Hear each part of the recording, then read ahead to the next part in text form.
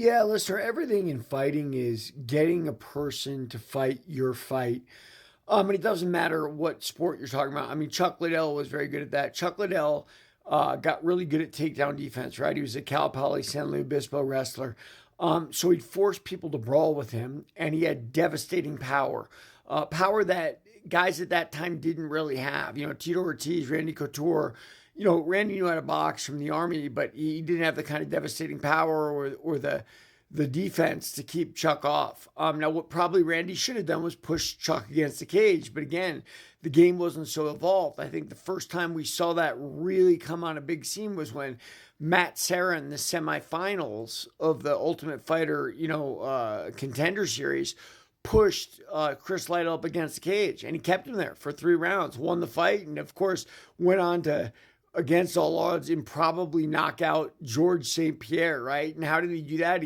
He hurt St. Pierre and then just turned it into a wild brawl. And you can go over and over again and talk about, luring people into your weaknesses. Like, what did Nick Diaz do to Robbie Lawler? Nick Diaz got an iron chin, so Lawler, this really strong, really powerful guy, kept teeing off. Finally, Nick's still there and Lawler's tired. And then, then the beginning of the end happens, right? Look, Julio Cesar Chavez versus Meldrick Taylor. Julio Cesar Chavez is a pressure fighter. He comes forward, attacks the body, attacks the head, right? The problem for Chavez in that fight is Meldrick Taylor was just so incredibly fast, right? So he beat Chavez to the punch, but round after round, he wore on him. All those body punches, all those punches to the head eventually took a toll on Meldrick Taylor, and Chavez got him out of there in their first fight. Much easier in his second fight, although you saw some of the exact same dynamic. So everything is about trying to make the fight happen where you want it to happen, where it's best for you. If you're a wrestler, they can scream, lay, and pray all you want, but guess what? You got to get him down there. You got to keep him down there because that's your world, right?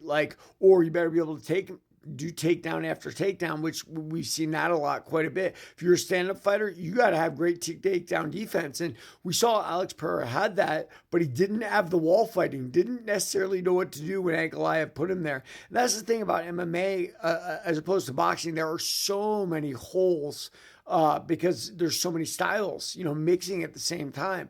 So if you can fight your fight and make the fight go on your terms. I remember I had a smoker against Maurice Robertson, and I was turning it into a brawl, and that's what I am. I'm very much a Chavez-like guy. I storm forward and I throw blows, right? And one of the crowd members shouted, Maurice, don't fight his fight, because Maurice was more of a boxer. But yeah, I mean, that day I imposed my will. There's many days where I can't impose my will, and that's how it goes. Everybody read my book, Warrior of the Light.